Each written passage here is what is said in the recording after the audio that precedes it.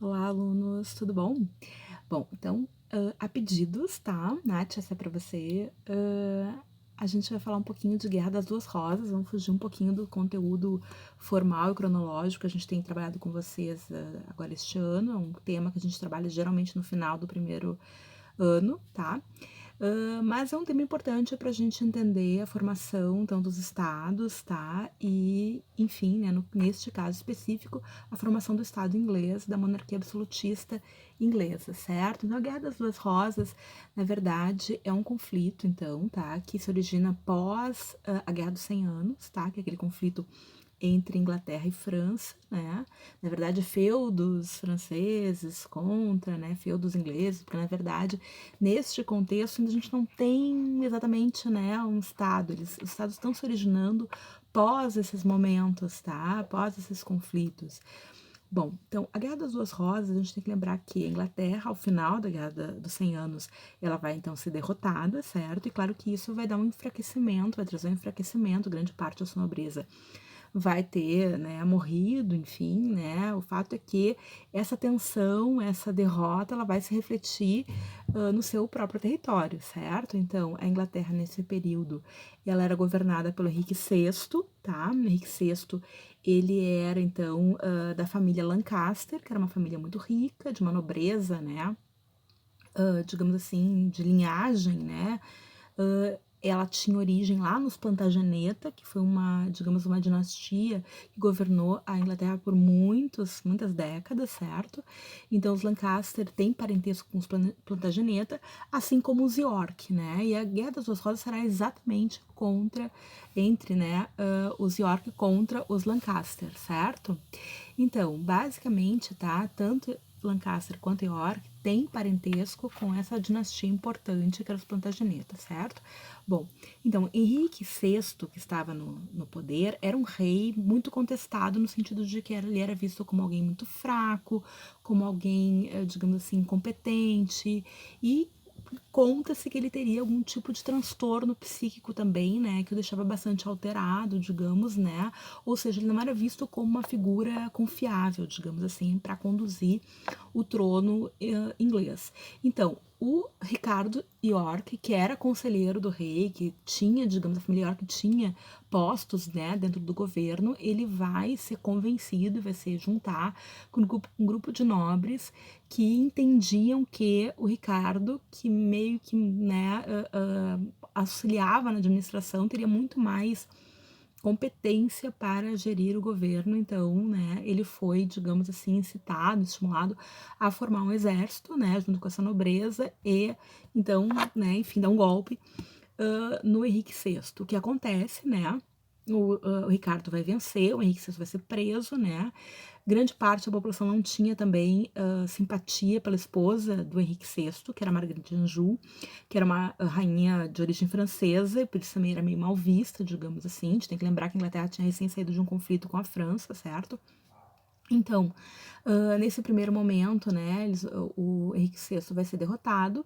Depois a gente vai ter, então, uma reorganização dos exércitos Lancaster, né, que vão, então, derrotar, digamos, o Ricardo. O Ricardo vai ser, então, morto em batalha, enfim, né, vai ser assassinado. E com isso, então, vai ter uma retomada, o rei vai sair da prisão onde ele tinha sido mantido e retomaria, então, o poder. Só que o Ricardo, né, York, ele tinha vários filhos, né, entre os quais três que a gente vai, então, que vão figurar nessa história toda, que é o Eduardo, né, que tinha uma grande competência militar, o Georges, né, e o Ricardo, tá? Então, esses nomes ingleses se repetem pra caramba e por isso às vezes é um pouco confuso, tá? Então, a gente vai tentar não deixar tão confuso. Então, Ricardo morreu, deixou três filhos, certo? Esses três filhos vão conseguir apoio e, dada a competência militar, o carisma, etc., do Eduardo, ele vai conseguir uma série de vitórias, certo? Uma série de batalhas e vai novamente, então, vencer, vai tomar o trono e vai se tornar, então, Eduardo IV, tá? Mas, assim, a gente vai ter durante o período, todo o período da Guerra das Duas Rosas, são 30 anos de guerra, certo? Vários momentos de batalha, né? Momentos de uma certa paz, mas as batalhas vão se vão continuando, vão se sucedendo. O fato é que o Eduardo IV agora, né, então esse rei, ele vai fazer com que os Lancaster sofram uma derrota massacrante. A grande parte da nobreza Lancaster, enfim, vai ser dizimada, tá? E conta-se que uma sobrevivente da família Lancaster vai fugir, então, né? Que teria mais direito ao trono, digamos assim, ela vai fugir para a região da Bretanha, onde ela vai casar, então, com um nobre de lá, de nome Tudor, sobrenome Tudor, né? E vai ter um filho homem, certo? Vai ter um filho homem que ela vai chamar de Henrique, tá? Então, não é nada muito original esses nomes, né? O Henrique, o Eduardo, o Ricardo, sempre esses nomes aí. Bom, então ela tem um filho, está lá, a criança está crescendo. Enquanto a criança está crescendo, nós temos, então, como eu disse para vocês, né, a Marguerite Anjou tentando, né, cooptar, enfim, exércitos para lutar contra Eduardo, mas o fato é que esses conflitos vão acontecendo e Eduardo continua vencendo. Eduardo casa com uma mulher da nobreza, mas que não era alguém, assim, digamos assim, muito bem vista, era uma viúva, enfim, né, chamada Elizabeth. Ele casa com ela, tem trocentos filhos com ela, tá?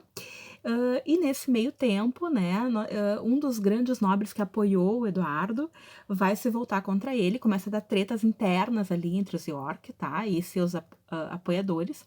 Então, ele vai muitas vezes ter que lutar entre, digamos assim, os seus antigos apoiadores. Isso acontece muito durante a Guerra das Duas Rosas, uma série de, né, conjuntura que faz com que aquelas alianças se tornem depois opositores, né, os aliados se tornem opositores.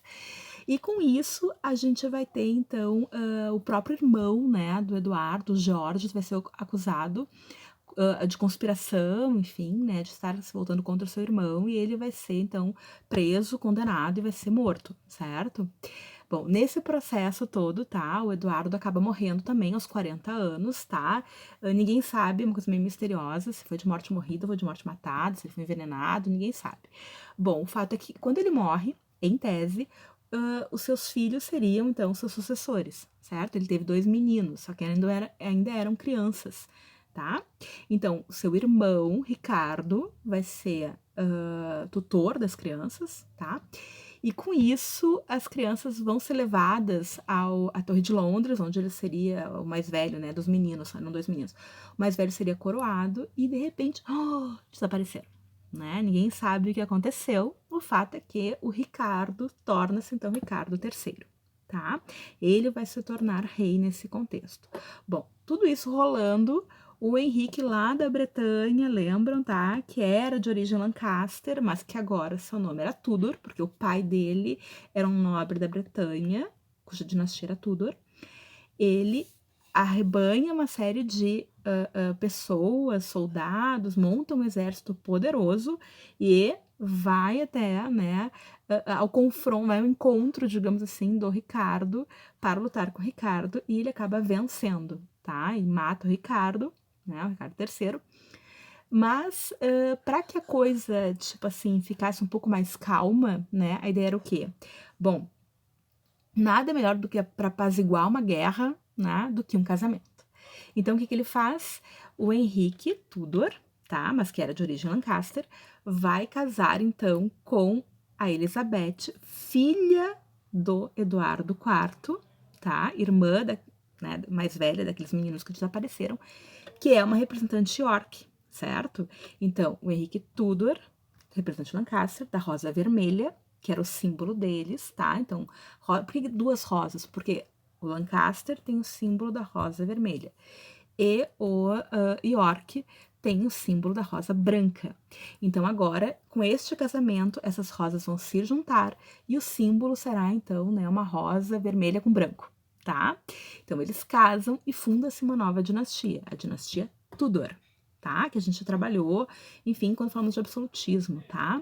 Então, basicamente, a Guerra das Duas Rosas, tá, pessoas? É uma coisa complexa, são 30 anos, são várias batalhas aí, né? Várias intrigas, né? Para quem quiser conhecer mais, tem algumas peças do Shakespeare, tá? Que, enfim, era uma situação próxima, inclusive, né, ao Shakespeare, ao período que o Shakespeare viveu. Então, ele tem várias peças sobre isso. Por exemplo, Ricardo III é uma peça no qual ele fala isso, que ele transforma, então, o Ricardo num grande vilão, né?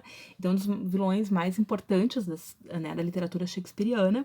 Então, vale a pena a gente dar uma lida, né? E, claro, quem quiser, por exemplo, dar uma maratonada e ver uma série, enfim, né, inspirada na Guerra das Duas Rosas, tem aí o Game of Thrones, tá? Que não, por acaso, temos aí os dois grandes opositores, os Stark, York Stark, né? E os Lannister, Lancaster, enfim, né? Então, basicamente, a gente tem várias situações aí, tem uns videozinhos que, inclusive, fazem essa aproximação, né? Se não me engano, tem um do Nerdologia História, que trabalha com a Guerra das Duas Rosas e mostra, né, essa proximidade. E tem também aqueles TED, né? Aqueles TED, enfim, que também tem inglês, se não me engano, mas ele tenta mostrar também essa inspiração, né, que o autor da saga Game of Thrones, né, teve conhecendo, enfim, né, a Guerra das Duas Rosas. Muito ele se inspirou, e aí nesses vídeos dá pra ver direitinho, assim, tipo, tal personagem é inspirado em tal personagem, enfim, né, em tal personagem histórico. Certo? Então tá, espero que vocês tenham compreendido aí, tá, essa guerra, que é uma guerra bem importante para a formação, então, da monarquia inglesa, da unificação inglesa, digamos assim, depois do absolutismo, certo? Então tá, galera, se cuidem aí, tá? Até!